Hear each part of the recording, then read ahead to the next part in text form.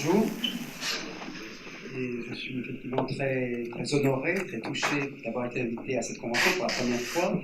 Je suis expert de l'APM depuis 2 ans, donc je suis assez novice dans la matière, mais j'ai eu la chance de participer déjà à beaucoup de clubs en France et même à l'étranger.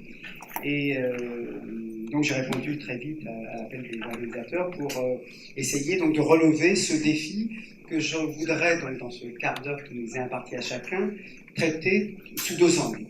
Le premier est un angle, on va dire, général, l'origine de la violence, l'origine de la paix, c'est-à-dire, je dirais, une dimension plus théorique, mais également lui donner un ancrage plus concret, en essayant de s'interroger sur ce conflit en particulier, sur lequel effectivement je travaille, dans lequel je suis à la fois acteur, mais aussi essayant de regarder à distance, en essayant d'exprimer un point de vue peut-être un peu différent, un peu innovant sur quelque chose qui voilà, finit un petit peu par lasser, parce que, pour ainsi dire, on est avec ce conflit, on grandit avec, et on disparaîtra tous, et ce conflit sera peut-être encore parmi nous.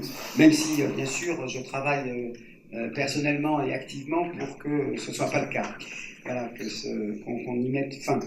J'ai l'habitude de dire que le conflit israélo-arabe est à la fois, si on considère le XXe siècle, et même le XXIe, c'est le conflit le plus long.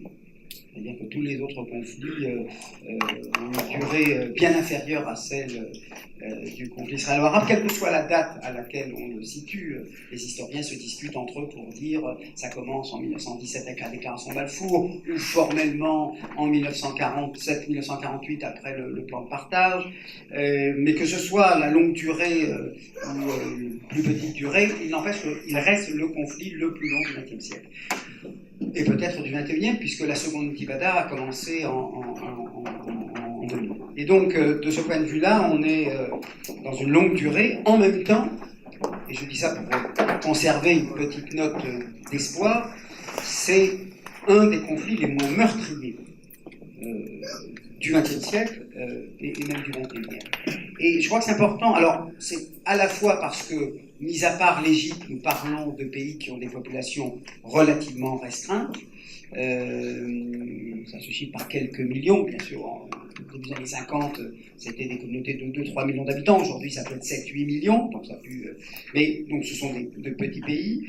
Mais je dirais que le fait même que ce ne soit pas le conflit le plus meurtrier, si on compare à ce qui se passe en Syrie actuellement, la guerre civile depuis 2012, incontestablement, on dépasse largement, je peux même vous dire le chiffre, je ne vais pas vous soumettre un examen, même si on est dans un amphithéâtre universitaire, les conflits israélo-arabes depuis 1920 jusqu'à aujourd'hui, donc près d'un siècle de conflit, le nombre des pertes s'élève à 120 000. C'est approximatif parce que jusqu'en 1948, les données ne sont pas toujours très fiables. À partir de 1948, ce sont des administrations des divers États qui chiffrent à l'individu près le nombre des victimes entraînées par le conflit directement.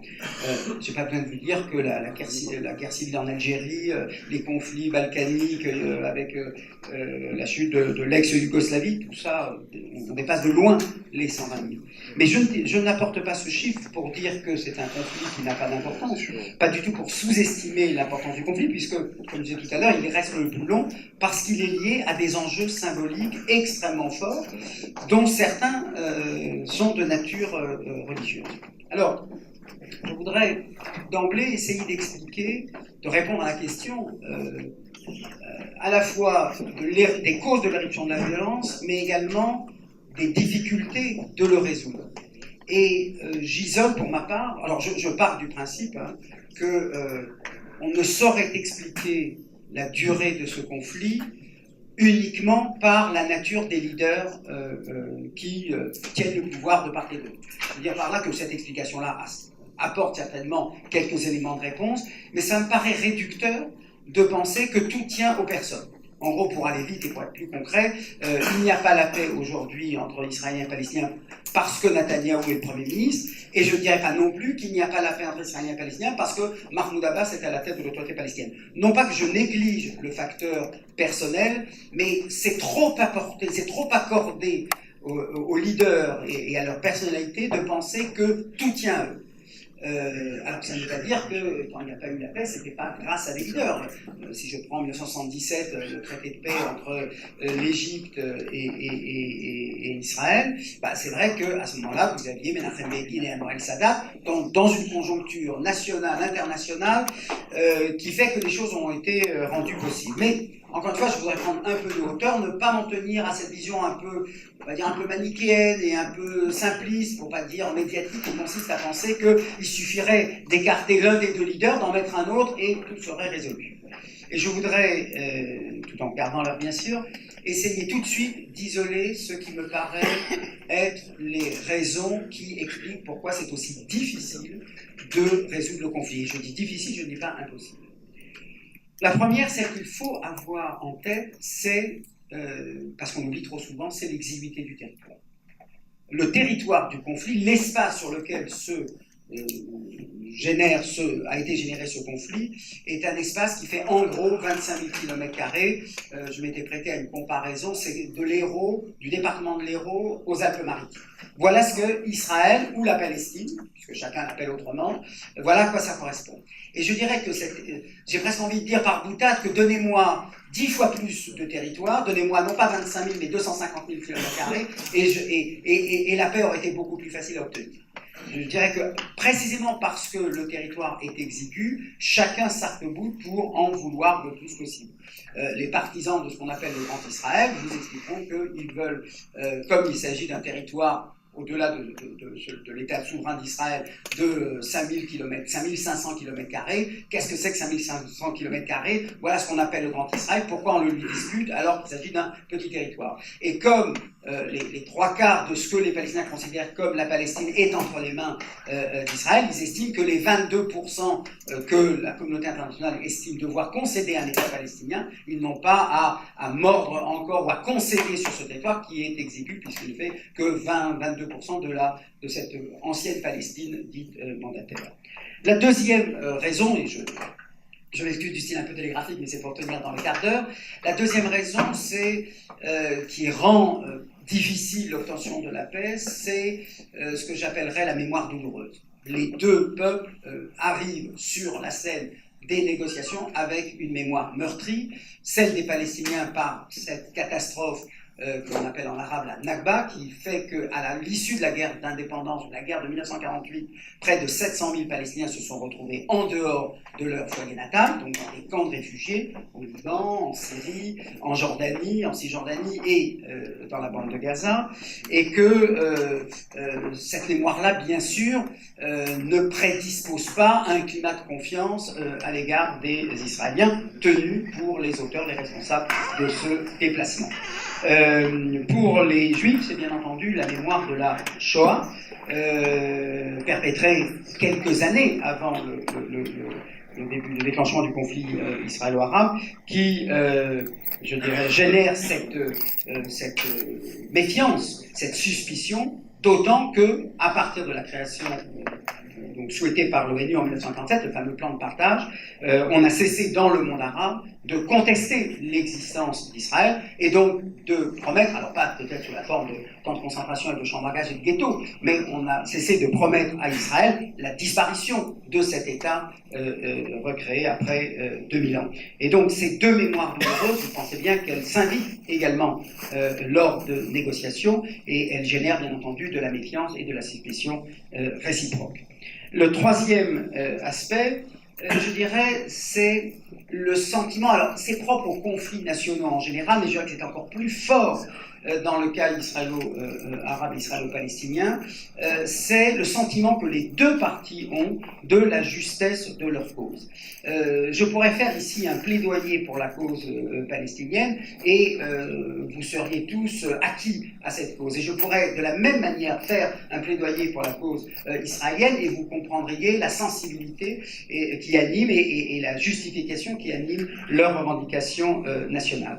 Et je dirais que quand deux parties parties sont aussi intimement convaincus que leur cause est juste et que la cause d'en face est une cause barbare, une cause primitive, une cause illégitime, eh bien là aussi, quand on a cette vision-là aussi manichéenne, où toute la raison et toute la justice est d'un côté et toute la raison et toute la justice est de l'autre, eh bien là aussi, ça prédispose difficilement à une conclusion heureuse de négociation.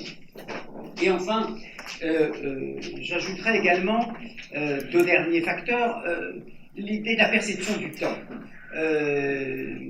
Alors c'est vrai que le conflit s'articule également à deux grandes religions, en tout cas de par leur impact, sinon par leur nom concernant le judaïsme, mais également l'islam. Et nous avons dans ces deux cas-là deux religions qui ont une perception du temps, alors notamment dans le judaïsme, mais également dans l'islam, c'est-à-dire que le sentiment qu'on n'a peut-être pas besoin de tout régler maintenant et de parvenir à des compromis. Pourquoi ? Eh bien parce que dans les temps futurs, dans les temps messianiques, à un moment, l'histoire va basculer de telle sorte qu'elle donnera raison à l'un ou à l'autre. Alors pourquoi se presser ? Pourquoi se précipiter ? Pourquoi établir des conflits difficiles, pardon, pas des conflits, mais pourquoi établir des compromis difficiles alors que bientôt, dans les jours futurs, quelque chose va se passer, un événement va se passer qui permettra finalement de donner à l'une des deux parties la primauté. Je donne dans le contexte actuel, par exemple, en Israël, hein, parce que j'y habite, vous trouverez aisément aujourd'hui des personnes, et parfois proches du gouvernement, vous dire, regardez, le nationalisme irakien c'est terminé, le nationalisme syrien c'est terminé, donc certainement quelques années, quelques décennies, le nationalisme palestinien disparaîtra également, et donc pourquoi lui ferait-on un pont d'or en lui reconnaissant sa légitimité, etc.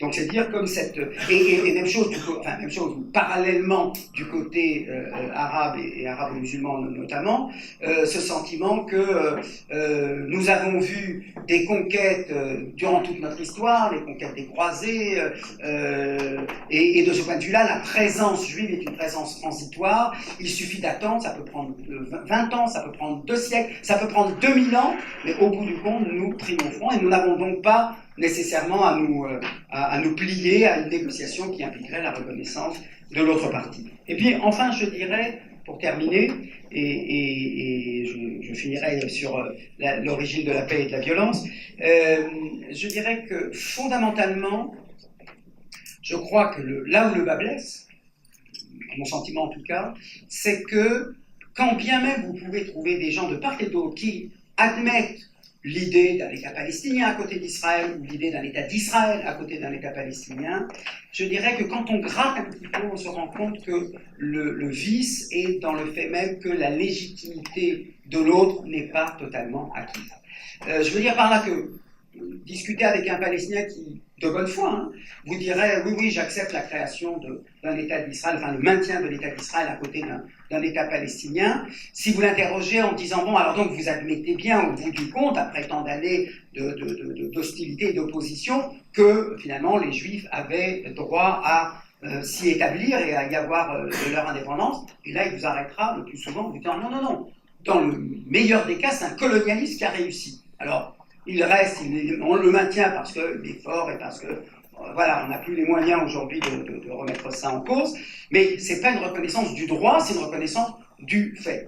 Et inversement, si vous rencontrez des Juifs en Israël qui semblent souscrire au principe de 2 États, donc un État palestinien à côté d'Israël, vous serez frappé très souvent si vous posez la question. Donc vous reconnaissez qu'effectivement les Palestiniens avaient eux aussi leur légitimité. Ils diront non, tout ce que je demande en acceptant la création d'un État palestinien, c'est qu'ils nous foutent la paix. Ils ont réussi à faire valoir leur cause dans le monde. On a d'autres chats à fouetter ou d'autres sens à cette expérience-là. Alors on concède l'idée d'un État palestinien, mais ce n'est pas une reconnaissance de la légitimité profonde qu'ont les Palestiniens à pouvoir établir leur indépendance et leur droit à l'autodétermination. Donc voilà ce qui explique les obstacles. Voilà quels sont les obstacles à cette paix. Ça ne la rend pas impossible. J'en parlerai peut-être dans une deuxième partie. Qu'est-ce qu'on fait aujourd'hui en Israël et en Palestine pour renverser cette dynamique-là, notamment l'immobilisme politique qu'on ne peut pas nier, en tout cas depuis quelques années, depuis la faillite de la négociation, la dernière négociation en date qui était celle de John Kerry, le secrétaire d'État du temps de Barack Obama. Donc dans un deuxième temps, je parlerai de ces aspects plus positifs et également voilà, une réflexion que je n'ai pas pu faire dans le quart d'heure imparti sur les grandes explications, je dirais, d'ordre religieux et philosophique et même idéologique et politique sur pourquoi l'homme est-il violent, pourquoi la paix est-elle une aspiration mais n'est-elle pas, je dirais, quelque chose aussi inné que l'est la... Voilà.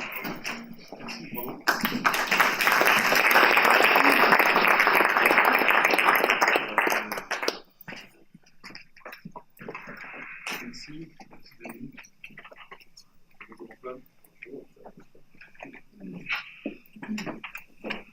Donc à ma droite, Antoine qui est musicien, philosophe, mais surtout Antoine qui a vécu une grande expérience, qu'il a fait beaucoup réfléchir. Il a fallu 16 ans pour qu'il arrive à écrire sur cette expérience. Ça fait 34 ans. Et donc, très directement, la première question que je vais poser à Antoine, à partir de laquelle il va parler lui aussi pendant 15 minutes. Antoine, où étais-tu il y a 34 ans? J'étais dans une cellule. Bon, on commence par...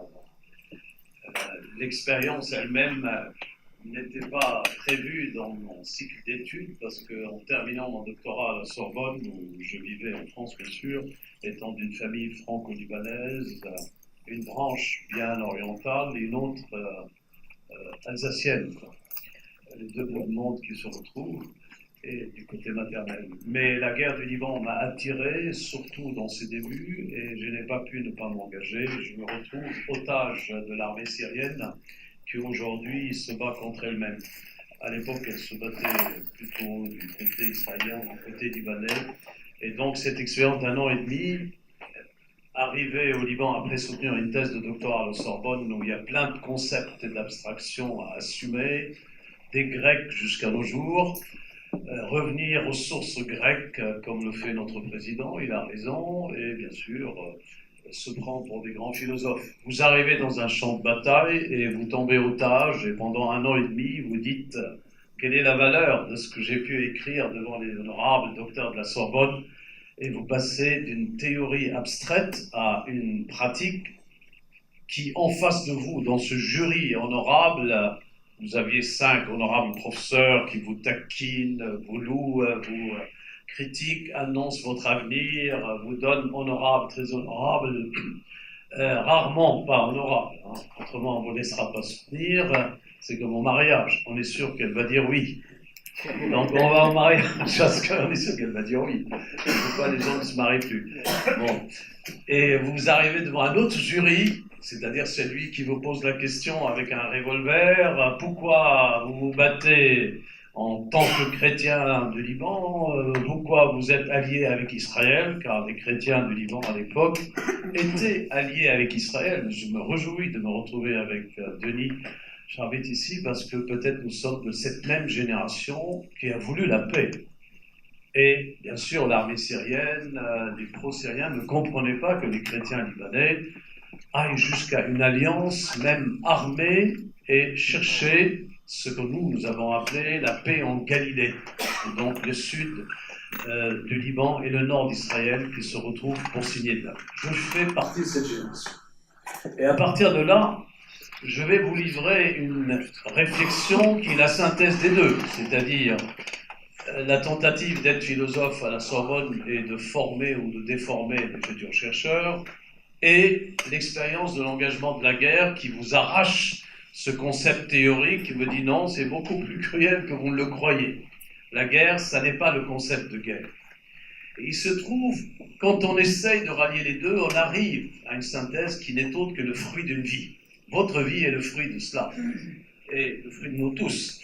Je suis dans une ville où un général, historiquement, est passé à un certain juin 40 pour essayer, avec le chef d'un gouvernement, Paul Reynon, de faire signer une sorte d'accord d'alliance avec les forces britanniques pour éviter la capitulation.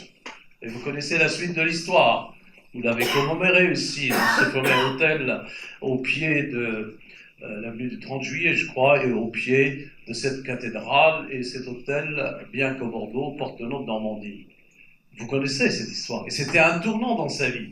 Et peut-être c'est à partir de là que ce général, qui n'était pas d'une petite taille, ni d'une petite intelligence d'ailleurs, a fini par dire que finalement la guerre, c'est comme à la chasse. Avec cette différence qu'à la guerre, ce sont les lapins qui vous tirent dessus. Et De Gaulle a compris cette histoire. Et il est rentré dans le concret de ce qui n'est plus chez lui le brillant officier de l'école de guerre qui écrivait ce livre sur le soldat à son maître, qui n'était autre que Pétain. Son fils De Gaulle porte le nom de Philippe. Et il a rompu avec la théorie pour rentrer dans cette vague de l'histoire qui nous a donné le De Gaulle président, le De Gaulle nucléaire. Donc il y a toujours dans notre vie un carrefour où la théorie gelée se fond devant nous comme un feu. Or, cette histoire de guerre, surtout au Proche-Orient, quand on réfléchit dessus, on ne peut pas éviter les réflexions philosophiques de la guerre. Et on se retrouve aujourd'hui, avec Denis, à réfléchir sur ces étapes. Les philosophes, quand ils parlent de la guerre, je vous donne leur théorie, elle est toute simple. Ils disent il y a finalement ce qui est avant la guerre, et les latinistes appellent ça donc ad bellum, on va vers la guerre. Ce qui est pendant la guerre, on est en plein dans la guerre, in bellum, et puis ce qui est après, le post bellum. Et de ces trois étapes, ils se sont dit, à chaque étape correspond ses tentations. La guerre d'avant, c'est-à-dire, nous avons toute la chance de négocier diplomatiquement, de réfléchir, d'essayer d'aller voir Paul Reynaud, je veux dire, on ne capitule pas. On essaie de négocier, on cherche une alliance, on cherche même des diplomates, on les envoie. Tout ça, c'est avant la guerre. Et on cherche d'une certaine façon, de cette période d'avant la guerre, une forme de paix qui peut suspendre l'acte terrible qui est en nous beaucoup plus fort qu'on le croit et qui est l'acte de la force ou de la violence. Il est en nous parce qu'il est dans la nature. Les dernières tempêtes sur nos îles aux États-Unis n'est pas une déclaration d'un état-major, à moins que ce soit Dieu lui-même. Et il y a une violence dans la nature qui secoue l'homme et qui lui dit pourquoi pas ne pas raser ce qui s'oppose à moi. L'eau dépassera la terre et vous êtes trop proche des lits et vous inonde. De même que l'homme, quand il est empêché par quelqu'un qui veut lui prendre sa terre, qui ne veut pas lui donner assez de force, de nutrition. Donc il y a une période où nous sommes dans une tension, où nous disons, nous allons vers la guerre, on n'est pas encore dedans. Et il y a une paix qui lui correspond. Elle est bien fragile, cette paix, on l'appelle la paix diplomatique finalement. Et c'est une parenthèse. La preuve, De Gaulle après, il va vivre la guerre avec les Alliés jusqu'au débarquement. Et quel débarquement! Vous en avez l'histoire, et l'hôtel de Normandie, d'ailleurs, curieusement, porte le secret de Gaulle, puisque le débarquement s'est fait en Normandie. Il a débarqué à l'hôtel avant de débarquer vers le sol. Nous arrivons à la deuxième phase. Quand vous êtes dans la guerre, là, ce sont les armes qui parlent. Et il a raison, De Gaulle. Les lapins vous tirent dessus. Vous ne chassez pas avec l'élégance anglaise. Je dirais bien les premiers, messieurs les Anglais. Eh ben non, vous êtes dans un acte de barbarie où l'on tue, où l'on massacre, un peu quand la tempête rase, arrivent les présidents et les diplomates après, on va reconstituer, rétablir, on reconstruit notre paradis. Mais dans la guerre, là nous sommes dans la guerre. Tout ce qui paraissait sauvage devient naturel. Et l'acte de violence devient un acte terrible. Du coup, la guerre libanaise, israélienne, il y a eu des massacres de tous les côtés. Les milices druzes ont massacré des chrétiens. Les chrétiens se sont vengés avec des milices, c'est pas l'armée. Israël arrive pour sauver d'une certaine façon les chrétiens et se débarrasser des forces d'Arafat. Et il y a eu des exactions dans les camps palestiniens quand des milices phalangistes ont voulu venger l'assassinat de Bachir Gemayel, qui a été puni d'une certaine façon d'avoir voulu la paix avec Israël, ou même de l'avoir trop affirmé. Vous regardez cela, vous dites, nous sommes en guerre, les massacres sont partout, tout est détruit. Là, vous ne pouvez pas agir. Et là, je crois, le mot d'un juif qui est admirable et que je trouve que il est musicien, violoniste, mais l'homme est admirable quand on lit sa manière d'aimer, sa manière d'écrire les lettres d'amour, on ne les connaît pas, mais c'était un homme qui était habité par un mystère, alors qu'il nous a donné quand même la théorie de la relativité. Jusqu'à la fin de sa vie, Einstein va dire attention, quand on va vers l'être réel, ne prenez pas ma formule, il y a quelque chose de plus mystérieux. On lui a dit vous êtes un rabbin raté. Il a dit non, non, vous ne rigolerez pas avec cette question du mystère. Et c'est lui qui a dit s'il y a une troisième guerre mondiale, je vous annonce, il n'y aura pas beaucoup de monde pour annoncer la quatrième. Et aujourd'hui, nous sommes dans une phase terrible nucléaire. Et l'Orient nucléaire est dans une phase terrible puisque l'Iran menace de le devenir comme la Corée du Nord et nous rentrons dans une autre phase. On est dans l'avant-guerre nucléaire, peut-être proche-orientale. On est dans l'AD. On va diplomatiquement, on envoie, Trump envoie ses signes instinctifs, la Corée, le Japon, les Iraniens. Israël, n'en parlons pas. Personne ne peut reprocher à Israël d'être nucléaire, elle a inventé la bombe. Donc, elle peut respecter la TNP, le traité de non-prolifération. Est-ce que l'Iranien le respectera? Est-ce que le Coréen le respectera s'il est dans l'irrationalité philosophique? Aujourd'hui, on dit, avant cette guerre nucléaire, pensez au monde Einstein. Il n'y aura pas de quatrième si vous la lancez, celle-là. Donc, on se retient, mais peut-être elle peut arriver. Hiroshima, le baptême de feu nucléaire, les Américains en savent quelque chose. Truman en sait quelque chose. Donc, on prépare cela et on dit allons le plus vite possible pour le poste, après la guerre. Donc signons la paix. Nous l'avons tenté au Proche-Orient. Et à partir de là, s'il y a une paix à l'intérieur de la guerre elle-même, elle ne peut ressembler qu'à un cessez-le-feu. C'est pourquoi De Gaulle a fait savoir à son maître, Pétain, qu'il n'y aura pas d'armistice. C'est une capitulation. Le vieux renard, comme Hitler l'a appelé Pétain quand il rencontre Hitler, c'était une rencontre virile. Il lui a dit non, il n'a pas cédé surtout, Pétain. Et Hitler est parti perturbé, impressionné par le soldat de la Première Guerre qu'il a perdu comme caporal. Il a dit quand même, cet homme porte en lui quelque chose, c'est que dans son idée, Pétain voulait aussi sauver l'armée de France, l'armée d'Afrique du Nord. Mais ils ne se sont pas retrouvés sur ce point. Et c'est pourquoi, après la guerre, la paix signée furent des paix humaines. Est-ce bien cette guerre que nous voulons? Est-ce bien cette paix que nous voulons? Je dirais que non. Et pour la raison simple.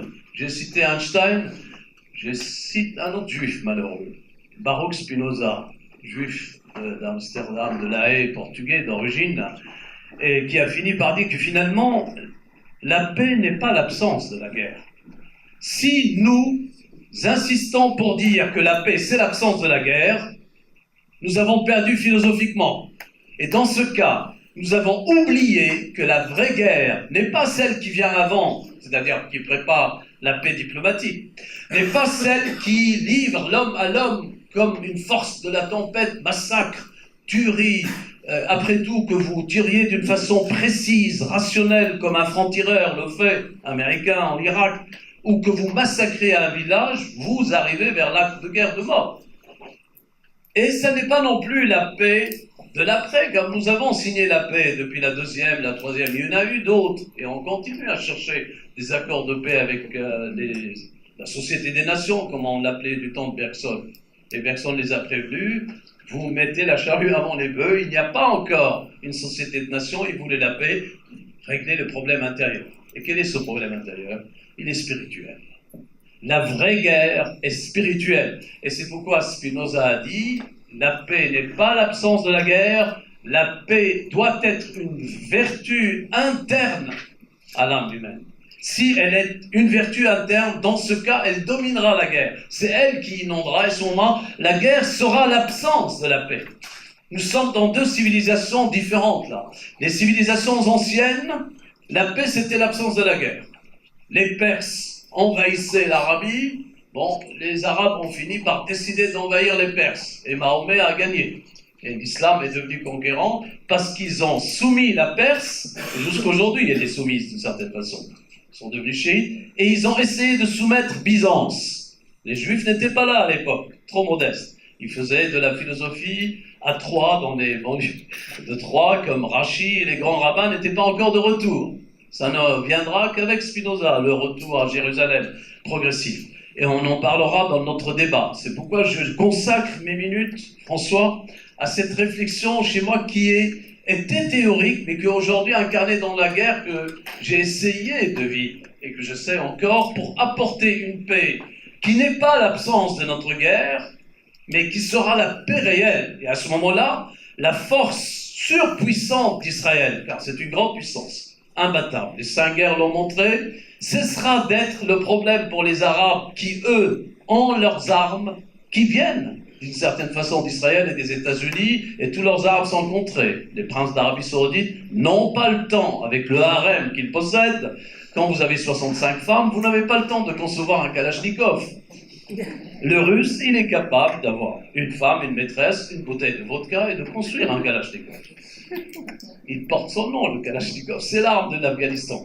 Les Israéliens construisent leurs armes et ils ont le secret de défense. Ce qui donne, dans ces 30 secondes qui me restent et que je calcule devant moi, le fait que si nous ne pouvons pas compter sur la paix uniquement qui vient avant la guerre, ni sur la paix de cesser le feu dans la guerre, il va falloir spirituellement aller vers une guerre qui ne peut être que dans le fond de l'âme. Et cette guerre fait que l'homme, en essayant de la découvrir, sait très bien qu'il est un homme fait pour la paix, beaucoup plus qu'il n'est fait pour la guerre et pour la mort.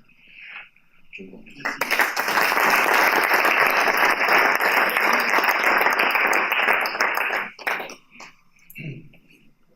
Alors, dans les 40 minutes qui nous restent, nous allons partager notre temps en 3 temps. Un premier temps pour échanger, poser des questions, réfléchir ensemble sur vraiment qu'est-ce qui est à l'origine de cette mélange de paix et de guerre et dans la société, et aussi, comme vient de nous inviter à le chercher Antoine, à l'intérieur de chacun d'entre nous. Deuxième temps, comme si nous étions montés sur la montagne, en fait, cette paix collective et cette paix individuelle, si elle était là, qu'est-ce que ça serait? Et troisième temps, très concrètement, pour nous, chefs d'entreprise qui voulons créer et entreprendre dans le futur, créer toujours plus de valeur ajoutée, eh bien, comment redescendre de cette montagne, comment être générateur de paix, c'est ça par exemple, etc., dans nos propres entreprises, dans notre propre société. La parole est à vous. Si c'est le cas, je vais poser une première question. C'est toujours la plus dure, la première, donc on va passer à la deuxième tout de suite. Je vais poser la deuxième question. Bonjour. Alors, c'est Claude. Et Claude. Club APM de Rennes. Claude de Rennes, merci. Voilà. Je voulais savoir si vous aviez fait une analyse du parallèle qui peut exister entre le monde animalier, les animaux, et l'homme, par rapport à la notion de violence. Le sentiment qu'on n'a pas la même relation à la violence. Je vais répondre. Quand on analyse les causes de la violence, on a en général 2 grandes explications. La première considérant que la violence est innée dans l'homme, et beaucoup de discours bibliques et autres reconnaissent cette part-là innée du mal dans l'homme, voire la notion du péché originel. Et puis on a une deuxième explication, beaucoup plus tardive, occidentale, 18-19e siècle, qui considère que, à partir de Rousseau notamment, mais ça se prolonge également avec Marx, c'est-à-dire que la violence naît du caractère imparfait de la structure sociale. Dans les 2 cas, alors elles s'opposent, ces 2 convictions-là s'opposent, dans les 2 cas, on dit on peut réformer. On peut réformer l'homme. L'éducation, la civilisation consiste à débarrasser en quelque sorte par la culture l'homme de cette nature mauvaise. Voilà, je simplifie bien sûr. Dans le cas de la enfin, la position défendue par Rousseau et à la suite par Marx, etc., c'est la structure sociale qui est mauvaise, elle est illégale, et il faut donc la réformer, la restructurer, la révolutionner pour essayer effectivement de créer une structure sociale plus juste, et à ce moment-là, on aura retiré... donc dans les deux cas, il y a un travail à faire, ce qui permet de conserver une sorte d'espoir. Et pour répondre directement maintenant à votre question, dans les années 70, il y avait un biologiste nommé Konrad Lorenz qui avait écrit un livre qui s'appelle La pression, et dans lequel il a presque, pour ainsi dire, fondé une nouvelle vision des choses qu'on appelle l'éthologie, qui était précisément la question du comportement animal par rapport à l'homme, notamment cette notion qu'on connaît certainement, vous connaissez certainement tous, de dessiner son territoire, n'est-ce pas, premier acte en quelque sorte conscient de délimiter pour que l'autre animal, etc. Et on a alors c'était très en vogue dans les années 70, ça a même pris parfois des aspects un peu problématiques avec ce qu'on appelait la sociobiologie, considérant d'une certaine manière que l'homme étant un animal, eh bien il y avait des liens à établir, des analogies à établir entre le comportement animal et le comportement humain. À ceci près que, ça je voudrais peut-être finir de répondre à votre question par là, c'est que, d'une part, l'animal ne s'en prend pas aux animaux de son espèce, alors que l'homme, lui, s'en prend à son espèce, et c'est là où parfois la Bible et les discours religieux sont éclairants. Le premier meurtre dans la Bible, c'est pas Abel qui tue l'étranger, Caïn tue son propre frère. Donc on voit bien que la violence, elle ne va pas forcément chercher le plus éloigné, le plus étranger, mais quelqu'un qui peut être très très proche de lui. Mais en tout cas, voilà une première distinction entre l'agressivité animale et l'agressivité humaine. Et bien entendu, l'idée de la raison, l'idée de l'entendement, l'idée que l'homme est capable de dominer, maîtriser, et pour répondre en appartenant en quelque sorte aux propos d'Antoine, très, très éclairant, je dirais effectivement, je le conceptualise un petit peu autrement, mais cette idée qu'il faut faire la distinction entre la paix technique, la paix froide, la paix des traités, la paix des diplomates, et ce que j'appelle la réconciliation, qui suppose ce travail de reconnaissance de légitimité de l'autre, et pas simplement le cessez-le-feu, pas simplement le sentiment qu'on peut mettre à plat une situation à cause des circonstances, mais quelque chose qui serait plus profond que Antoine a appelé spirituel. Donc oui, on a fait ce parallèle-là, on a fait cette analogie-là, mais tout en, je dirais que la querelle reste entre jusqu'où peut-on porter cette analogie-là entre comportement animal et comportement humain, étant entendu qu'il y a quand même des différences significatives entre les deux. Merci. Antoine, ton regard?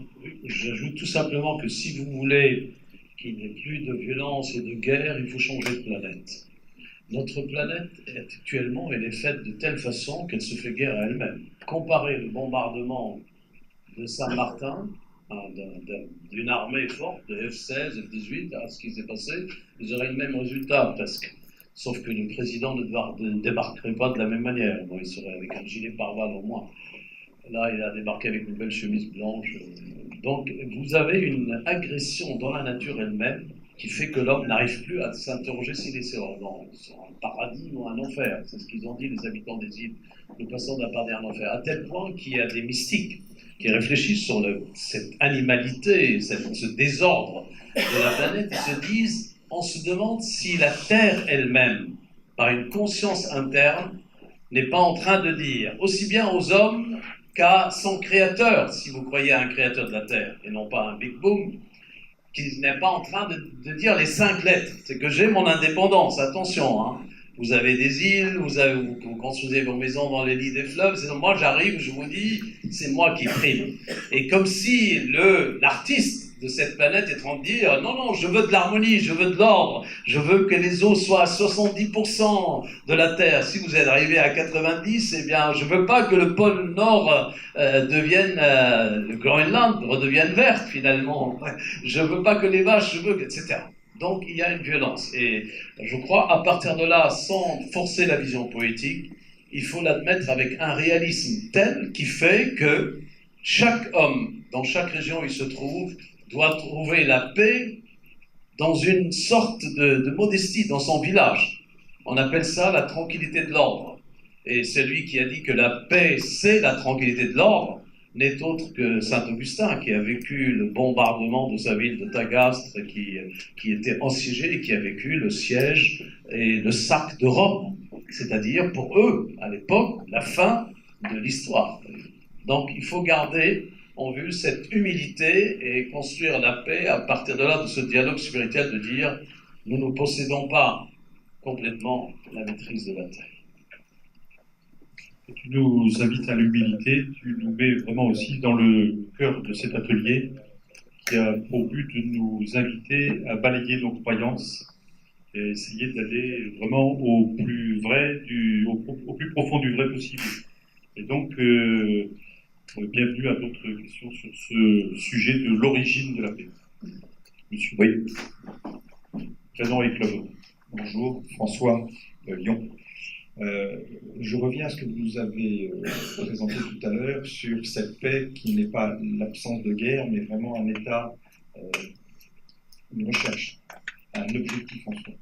Ça m'amène à une question, est-ce qu'on peut être vraiment dans la paix ou est-ce qu'on ne sera toujours que dans la quête de la paix? La paix pouvant être d'ailleurs de la rechercher en permanence. Deuxième question, derrière cette approche-là, plus de la gestion de l'altérité. Moi, je suis très marqué par le fait que dans une société aujourd'hui, dont on nous dit qu'elle est très individualiste, c'est pas tellement d'être pour soi. On veut bien être avec d'autres, à condition qu'ils pensent comme moi, qu'ils soient comme moi, qu'ils votent comme moi, etc. Donc la gestion de l'altérité, pour moi, est une vraie problématique. L'autre est autre et ça me casse les pieds. Et je crois que c'est Saint-Exupéry, pardon si c'est une erreur, qui disait cette phrase, « Si je ne t'aime pas, c'est que je ne te connais pas assez ». Donc je voulais savoir un petit peu si je ne t'aime pas, si je ne t'aime pas, Si je ne t'aime pas, c'est que je ne te connais pas assez. Pardon. Je voudrais avoir un petit peu votre vision tous les deux sur cette gestion d'altérité, y compris dans les politiques internationales aujourd'hui. Est-ce qu'on veut l'autre parce que c'est l'autre, ou est-ce qu'on accepte l'autre parce que de toute façon je ne peux pas faire ça, mais moi qui me casse les pieds, et mieux ça m'ira. Je vais essayer de donner des réponses rapides et je vais chronométrer ma réponse à 2 minutes pour permettre à... S'il y a de mieux que d'une chronomètre, hein, c'est pour ça que je suis resté célibataire. Je chronomètre tout. À la première, vous savez, il y a un courant philosophique célèbre, celui d'Épicure, qui s'appelle la quête de l'ataraxie. Ataraxie, il faut parler grec. On a un ministre qui ose revenir en cette langue, il est intelligent, il a les racines sont là. C'est-à-dire une tranquillité où on cherche à atteindre la tranquillité totale et ça suppose une vie mystique. C'est important parce que cette ataraxie-là peut mener à la paix. Pas chez vous et moi qui ne sommes pas peut-être à la place de Marc Aurèle ou d'un dictateur ou d'un président élu démocratiquement. Quand cette ataraxie, cette vertu de paix intérieure touche le décideur, c'est lui qui est à la tête du gouvernement, qui est chef d'état-major, c'est lui qui dit « je suis le chef ». C'est moi qui suis le chef. Mais en même temps, il retient le chef d'état-major, il ne fout pas d'ordre. Mais je suis le chef si, après cette décision, Marc Aurèle, avant chaque bataille, il réfléchissait. Nous avons ces pensées de Marc Aurèle que je vous conseille de lire si vous ne l'avez pas fait. Bon, vous le trouverez dans les livres à 4 €. Ça vaut un chausson aux pommes ou un cannelé en Bordeaux. Et vous avez les pensées de Marc Aurèle, mais c'était pendant la bataille. Et il essayait de se retenir pour que le mal n'aille pas jusqu'au bout des massacres, etc. Surtout contre la race germanique en face. Lui, il a affronté la race germanique. La deuxième partie est très importante de votre question, parce que cette altérité qui crée la démocratie d'une certaine façon, c'est-à-dire la majorité a raison, c'est pas vrai toujours. Mais pourquoi on dit la majorité a raison? Donc la démocratie est un moyen humain pour laisser une certaine liberté s'exercer. Car si la majorité a raison, à ce moment-là, on peut garantir une certaine paix dans le pays. Mais si la minorité possède tout, par les riches, par les puissances, là vous êtes dans la dictature. Et là, il faut une certaine philosophie. C'est-à-dire que celui qui gouverne sache que la démocratie n'est pas une finalité, elle est un moyen. La finalité, c'est la liberté. Et là, vous cessez d'être un idolo-démocrate. Vous idolez la liberté. Et à ce moment-là, vous relativisez et vous n'assassinez pas l'opposition. Et la dernière idée, le paradoxe de Saint-Exupéry est très très fort, parce que même lui, il a trop médité du haut de ses avions, à tel point, la dernière méditation, il a fini à Carqueiranne sous l'eau. C'était pas un excellent pilote, mais quel excellent écrivain, et il fallait piloter et en même temps avoir l'énergie d'écrire Terre des Hommes en pilotant. Mais il a bien fait comprendre, aussi bien à De Gaulle qu'à Pétain, la rigueur de même aux Américains. Il est le seul à avoir dit aux Américains: vous êtes nos alliés, vous allez nous aider avec votre force, l'ami d'être à l'otage là. Mais sachez qu'après, vous allez partir vers vos intérêts et vos commerces et le conflit reviendra. Je le sais, il a eu raison, parce qu'après, De Gaulle a essayé de retenir. Donc les trois aspects sont à retenir, ils sont riches de paradoxes et ils nous ramènent à notre humanité. Mais le paradoxe est en lui-même une richesse. Oui, j'ai d'autres formules à vous suggérer, à votre sagacité. L'ennemi, c'est celui dont je ne connais pas l'histoire. L'ennemi, c'est celui dont l'histoire me fait peur. C'est-à-dire qu'effectivement, il y a un paradoxe que nous connaissons tous, c'est-à-dire que d'un côté, nous pouvons être fascinés par l'autre, précisément par son exotisme, pensez à toute la séduction qu'a pu exercer le bon sauvage, les civilisations primitives, etc., sur la peinture, sur les artistes, etc. Mais en même temps, c'est celui qui peut, dans certaines circonstances, dans certaines conjonctures, nous faire peur. Alors, alors, il y a cette tendance, effectivement, chez l'homme à vouloir s'entourer de choses qui lui sont familières, qui lui ressemblent, et avec cette tendance à vouloir retrouver chez les siens eh bien, ce qui est identique. Et cette notion d'identité, en cela, elle est problématique parce que elle a tendance donc à cultiver la méfiance vis-à-vis d'autrui. Et pour en venir aux Palestiniens sur lesquels j'ai ouvert, aujourd'hui, ce qui domine les uns comme les autres, c'est la peur. C'est-à-dire que, et quand vous faites d'ailleurs, je disais que je donnerais quelques exemples, quand vous faites rencontrer des directeurs d'école de Jérusalem-Est, arabes et musulmans pour la plupart, et des directeurs d'école de Jérusalem-Ouest, juifs pour la plupart, la première rencontre, elle est toujours placée sous le signe de « mais on a peur d'autrui ». Et je peux vous dire que quand des Palestiniens entendent des Juifs dire « voilà, on a peur de se promener, etc. », ils regardent, c'est pas possible, c'est pas vous, vous êtes une superpuissance, vous êtes les plus forts, vous avez gagné toutes les guerres, vous n'avez pas peur. Mais si, on a peur d'un coup de couteau, on a peur d'une bombe placée dans une poubelle, etc. Et inversement, les Palestiniens qui sont conscients d'avoir le monde arabe, même s'il est plus faible aujourd'hui qu'il ne l'était auparavant, quand ce sont les Palestiniens qui disent ben, « nous on a peur parce que vous êtes l'oppresseur, etc., vous êtes l'occupant », les Israéliens sont surpris parce qu'ils ont toujours le sentiment d'être dans la défense ou dans la défensive. Eh bien, quand on arrive je dirais, à la fois à garder ou à retrouver ce qui nous distingue, et cette distinction ne fait plus peur, cette altérité ne fait plus peur, et qu'on retrouve, et là c'est vrai que de ce point de vue-là, l'expérience du tiers est importante, le fait qu'ils soient les uns et les autres, des directeurs d'école, mais j'aurais pu prendre des médecins, des avocats, des psychologues, des universitaires, etc. Et à ce moment-là, on se rend compte qu'on a les mêmes problématiques. Je reprends le même exemple. Quand on interroge ces directeurs palestiniens, on leur dit « bon, alors, c'est quoi votre objectif ?» Alors, ils vous disent « notre objectif, c'est l'excellence, on veut qu'on ait plus d'étudiants au bac, etc. » La réponse des directeurs israéliens, c'est « à quoi le but pour vous de votre éducation, c'est pas de les former à être des combattants qui vont poser une bombe, etc. » Pas du tout. Et ils sont de bonne foi, je veux dire, c'est pas de la propagande de part et d'autre.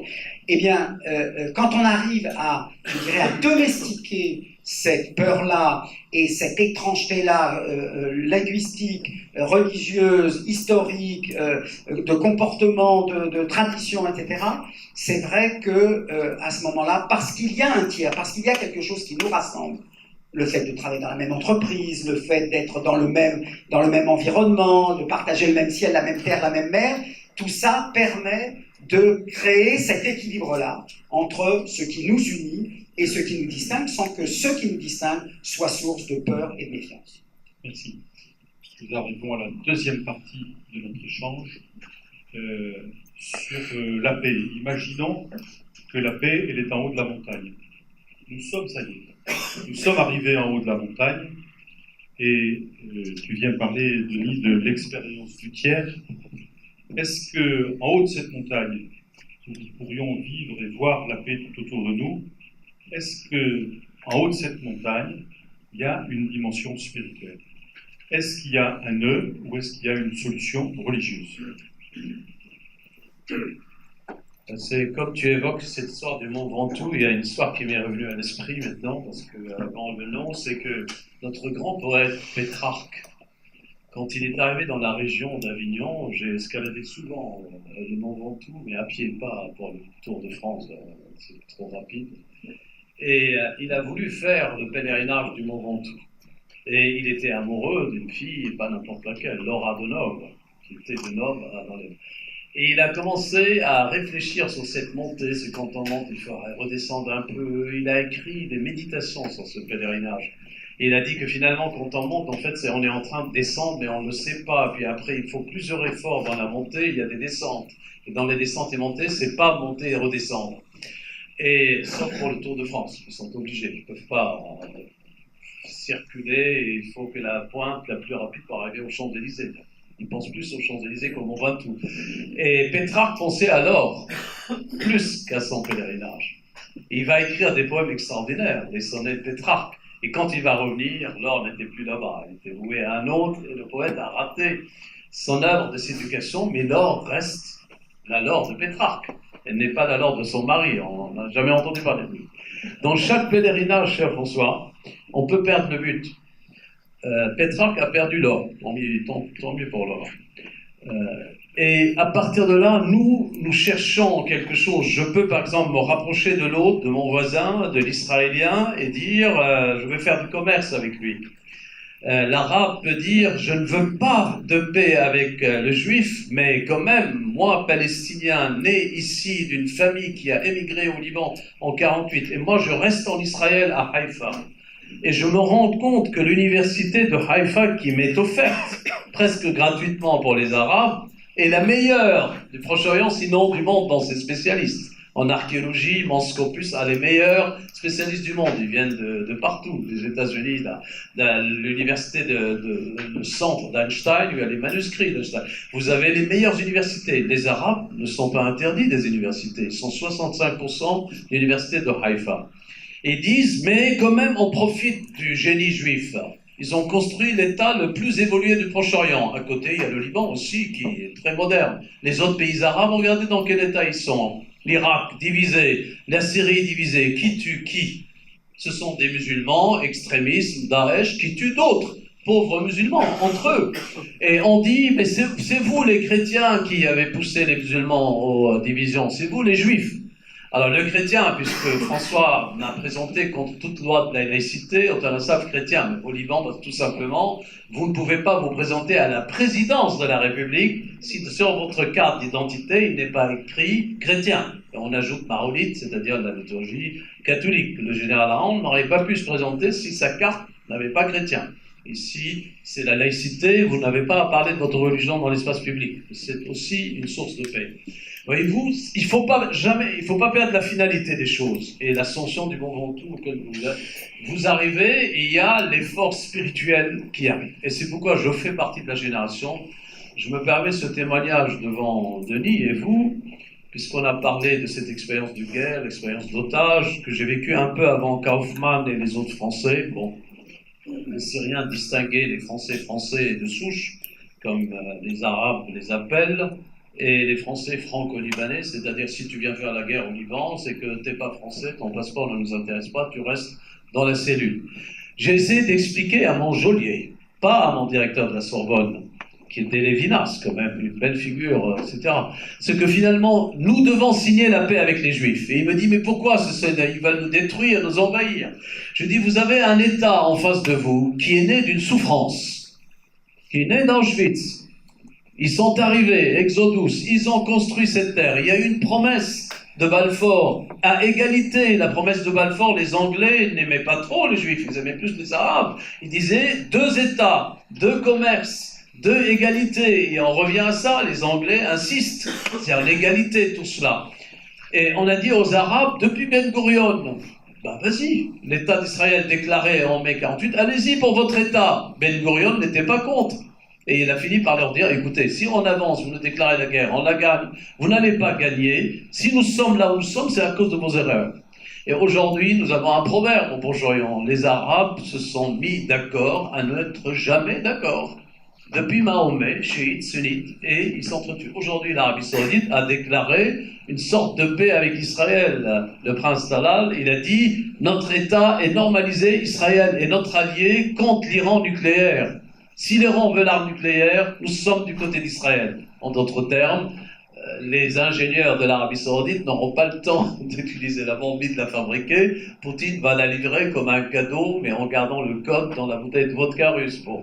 Et ils l'auront. En d'autres termes, vous avez une recherche parfois de la paix qui n'est pas réellement la paix elle-même. Et les Arabes, dans leur division aujourd'hui, à jour, n'arrêtent pas. Et c'est pourquoi je conclus sur ce point, François.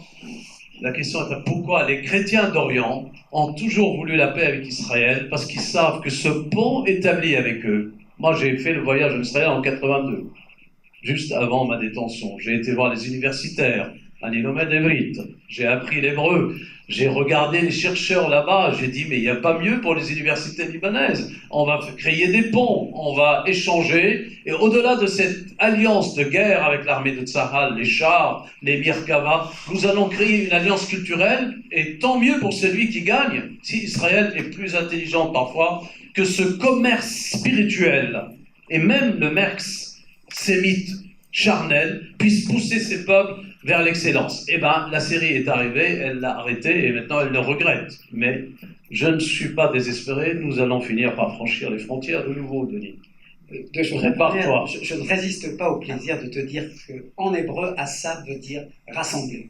Donc il y a dans ce que tu viens de dire, il y a quelque chose que tu portes en toi dans ton nom propre. La deuxième chose, sur la question des religions, je m'interroge énormément sur les rôles des religions. Alors, avec toujours un regard paradoxal, hein, je ne sais pas le bien, le mal, oui, il faut les mobiliser, non, il faut s'en méfier. Je dis paradoxal parce que d'un côté, c'est vrai que de nos jours, on a le sentiment que les religions qui étaient autrefois délivraient des messages pacifiques et pacifiés, aujourd'hui on a presque le sentiment que on a presque renversé la problématique de Dostoïevski. C'est pas si Dieu n'existe pas, tout est permis, c'est parce que Dieu existe, tout est permis.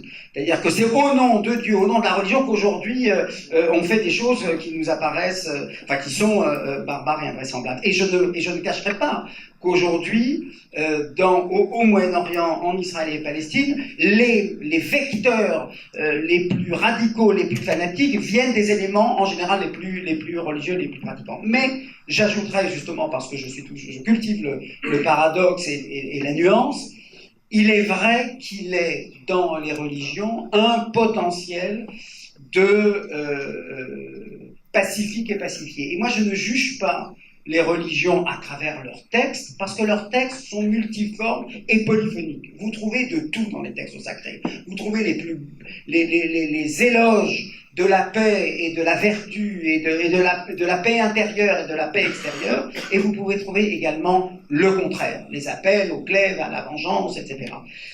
Donc c'est dans leur situation historique, dans leur conjoncture historique, qui fait qu'à un certain moment, telle religion est plutôt de ce versant-là, va plutôt mettre en valeur ces appels à la paix, et dans d'autres circonstances historiques, tout autant historiques, elles mettent en avant les éléments de discours plus belliqueux.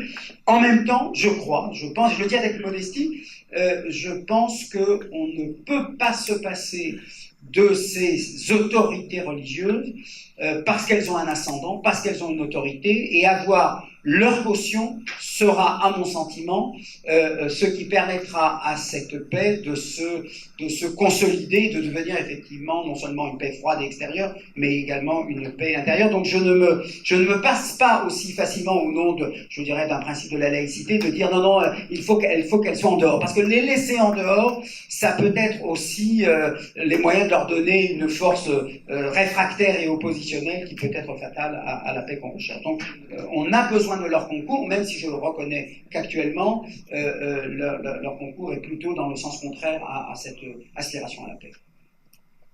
J'ai une question, Antoine. La violence, quand tu étais otage, tu l'as connue.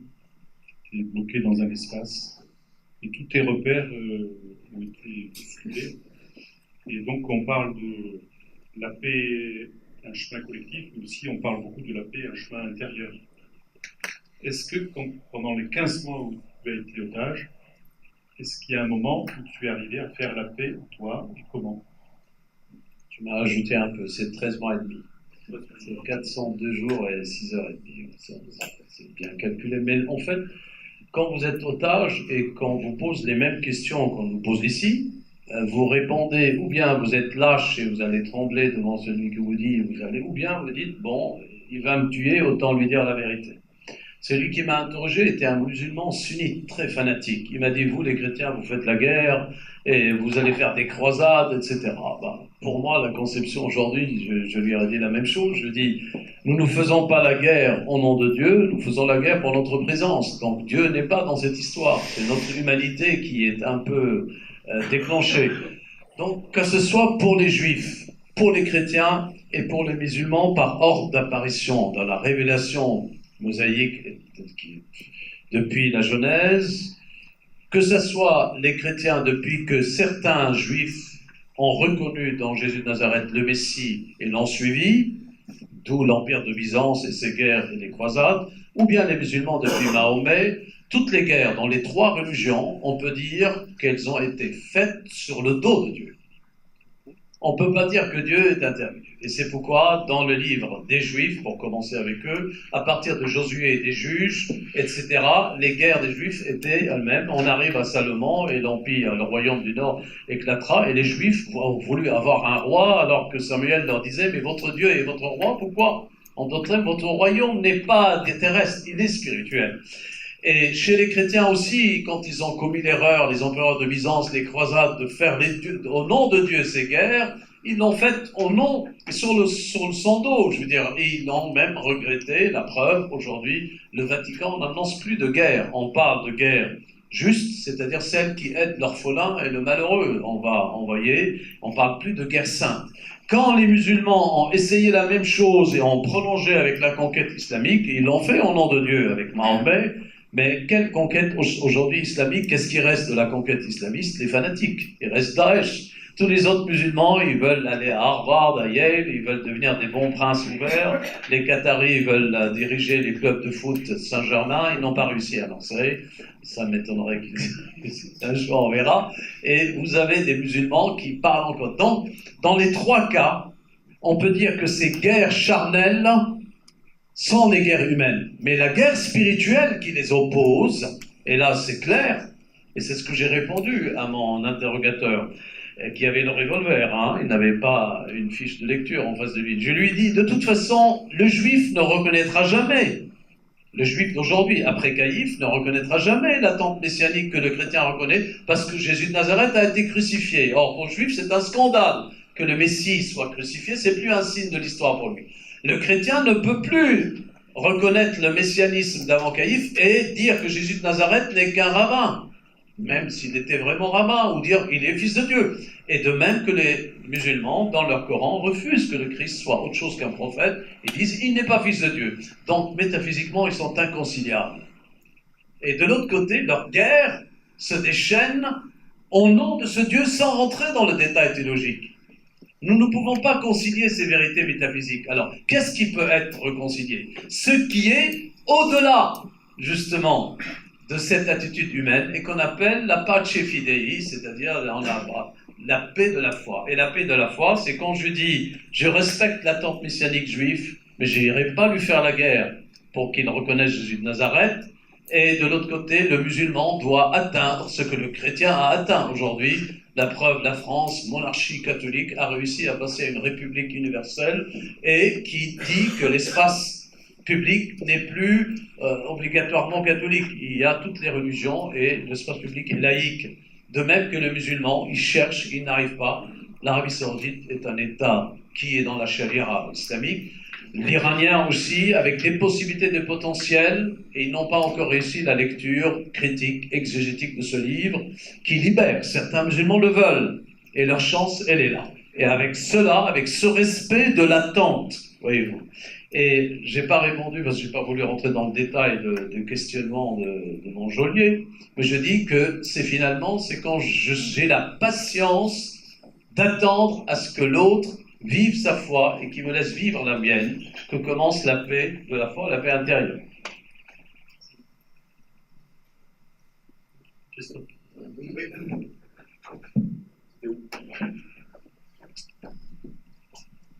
Oui, bonjour. C'est très intéressant, mais il y a quand même un petit point qui me gêne, c'est que dans toute cette discussion, cette réflexion, avec plein d'idées qui ressortent, on stigmatise deux religions, qui sont la chrétienté et l'islamisme. Enfin, la religion musulmane. Alors qu'il y en a plein d'autres. Il y a plein d'autres guerres aussi, on parle des guerres idéologiques, que ce soit en Ukraine ou ailleurs. Il y a aujourd'hui tout ce qui se passe avec les bouddhistes, alors que tout le monde disait les bouddhistes, etc., et l'affaire des Rohingyas au Myanmar, qui peut, d'une certaine façon, déstabiliser aussi l'ASEAN où moi-même j'habite. Voilà, donc, toute cette réflexion, j'aimerais bien qu'elle puisse s'élargir et pas, effectivement, ramener ça à une guerre, parce qu'à travers tout ce qu'on est en train de dire, entre chrétiens, l'idéologie chrétienne et l'idéologie de l'islam. Voilà, c'est juste ma réflexion par rapport à ce que j'entends depuis 3/4 d'heure. Mais n'empêche que tout ce qui se dit est très intéressant. Non, je le prends très justement, c'est-à-dire que, bien entendu, que les questions de conflit nous dépassent. Vous savez, dans ce monde qui nous apparaît si chaotique, on peut malgré tout, je dirais, se réjouir de constater que les guerres entre États ont diminué. Aujourd'hui, les guerres sont des guerres civiles, des guerres interethniques à l'intérieur du même espace. Puisque j'ai beaucoup parlé, effectivement, puisque c'est mon champ d'expertise, il n'y a pas eu de guerre entre Israël et les États arabes depuis 1973.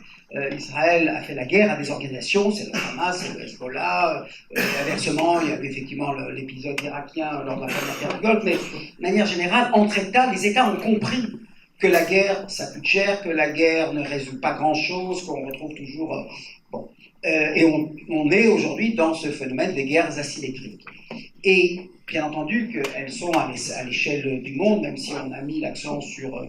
j'ai mis l'accent en tout cas sur le Moyen-Orient, de par nos expériences personnelles. Ce que je voudrais dire, c'est qu'au-delà, ce n'était pas une inclination contre telle ou telle religion en particulier, loin de là, mais c'est je dirais, de prôner toujours, et plus que jamais, le dialogue, tout en étant bien conscient que c'est une longue ascension. C'est-à-dire que, bien entendu, et je parle en connaissance de cause, il est tellement plus simple, tellement plus facile d'avoir une vision manichéenne des choses, dans lequel tous les torts sont d'un côté, d'une religion, d'un peuple, d'une nation, d'une ethnie, etc., et tous les torts de l'autre. Et attention, il y a, et là je me réfère notamment à Albert Camus, il y a des situations qui faisaient la distinction entre drame et tragédie. C'était pour lui une distinction d'ordre littéraire. Et il disait que, c'est quoi la différence entre le drame et la tragédie? Le drame, il y a des bons et il y a des méchants, l'un est juste, l'autre est injuste. La tragédie, c'est quand, et j'aime la métaphore qu'il emploie, c'est Antigone a raison et Créon n'a pas tort. Prométhée a raison et Zeus n'est pas dans son tort. C'est-à-dire que, alors, j'insiste là-dessus, il y a des situations historiques dans lesquelles on a affaire à des drames. Okay, l'Afrique du Sud, Hitler, voilà la situation où les torts ne sont pas partagés. Mais je pense qu'il est bon d'avoir en tête cette idée qu'il y a des situations qui sont de l'ordre du drame, où il y a donc appelant des solutions manichéennes et des conceptions manichéennes, mais le plus souvent, en tout cas c'est ce que je peux vous livrer à moi de ma propre expérience, le plus souvent nous avons affaire à des tragédies, c'est-à-dire des situations dans lesquelles Antigone a raison et Créon n'a pas tort. Et donc, je disais tout à l'heure que, et je complète là-dessus, c'est tellement plus facile de voir partout des drames, des situations où il n'y a que la justice d'un côté et le mal de l'autre. Il est beaucoup plus difficile, et notamment pour ce qui me concerne dans le conflit israélo-palestinien, de mener ce dialogue-là, de transcender ces visions dramatiques pour leur substituer des visions tragiques dans lesquelles les torts sont partagés, parce que cela ouvre une voie pénible, difficile. Je ne vais pas faire d'illusions sur la facilité du dialogue, c'est très difficile. On revient chacun chez soi et il y a un attentat ici, il y a une manifestation réprimée au gaz lacrymogène de l'autre, et on revient dans son propre territoire. Mais ce dialogue permet de construire un au-delà, permet d'envisager les choses autrement. Merci. Une dernière question.